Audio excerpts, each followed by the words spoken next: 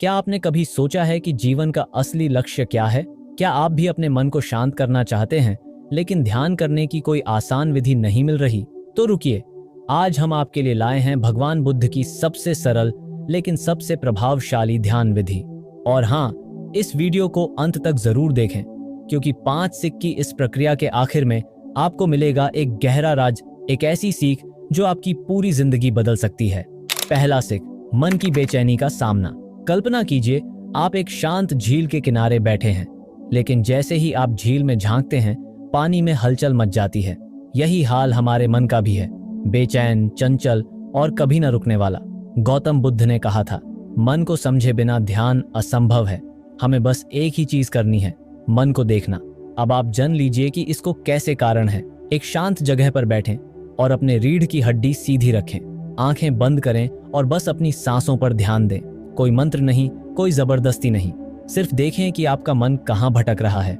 मन भटकेगा ही, पर क्या आपने कभी ट्रेन में बैठे उस यात्री को देखा है जो खिड़की के बाहर के नज़ारे देखता है? मन भी वही कर रहा है, लेकिन क्या हम इसे पकड़ सकते हैं? नहीं, बस देखना है। लेकिन क्या सिर्फ देखने से मन शांत होगा? इसका जवाब आपको मिलेगा अगले सीख में, जब हम बात करेंगे एक गहरी तकनीक की जो बुद्ध ने स्वयं सिखाई थी। दूसरा सीख है सांसों के रहस्य को जानना। अब जब हमने मन को देखना सीख लिया, तो अगला कदम क्या है? ध्यान का असली रहस्य हमारी अपनी सांसों में छिपा है। गौतम बुद्ध ने आनापानसति ध्यान सिखाया था, एक ऐसी विधि जो सिर्फ सांसों के निरीक्षण पर आधारित है। इसको करने का आसान तरीका है, आंखें बंद करें और सांसों की लय को महसूस करें। सांस अंदर जाए तो देखें, सांस बाहर आए तो देखें। कोई बदलाव न करें, बस इसे प्राकृतिक रूप में महसूस करें।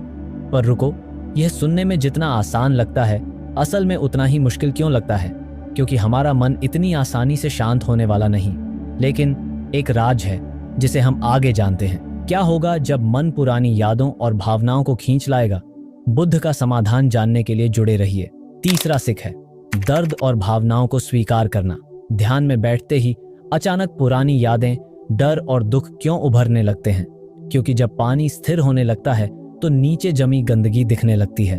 बुद्ध ने सिखाया कि हमें इन भावनाओं से लड़ना नहीं है, बल्कि इन्हें स्वीकार करना है। इसको कैसे करना है, आप ध्यान दीजिए। जब कोई विचार या भावना आए, उसे दबाए नहीं, उसे देखें, स्वीकार करें, लेकिन प्रतिक्रिया न दें। बस सांसों पर ध्यान बनाए रखें। लेकिन क्या ऐसा करने से हमारे डर और दुख खत्म हो जाएंगे, या फिर हम एक और गहरे सत्य को खोजने वाले हैं? ध्यान का वह रहस्य जिससे मन पूरी तरह शांत हो सकता है। चौथा सीख, समता, ध्यान की असली शक्ति। अगर आपको पता चले कि किसी भी परिस्थिति में खुश और शांत रहा जा सकता है, तो क्या आप इसे सीखना चाहेंगे? यही है समता, ध्यान की सबसे गहरी शक्ति। गौतम बुद्ध ने कहा था, सुख और दुख दोनों को समान भाव से देखो, तभी तुम मुक्त हो सकते हो। एक बात बता रहा हूं, आप उसको ध्यान से समझना। ध्यान के दौरान जो भी हो रहा है, उसे बस होने दो। खुशी आए, ठीक है, दुख आए, ठीक है। किसी भी चीज से न चिपकें और न ही भागें। लेकिन ध्यान के इन 4 सीख के बाद आखिरी सबसे महत्वपूर्ण बात को बताने वाले हैं, ध्यान का अंतिम रहस्य, जिससे आप जीवन के असली उद्देश्य को समझ सकते हैं। 5वां सीख है जीवन का लक्ष्य समझना। ध्यान का अंतिम उद्देश्य क्या है? क्या यह सिर्फ शांति पाने के लिए है या कुछ और? बुद्ध ने कहा था, ज्ञान और करुणा ही मुक्ति का द्वार है।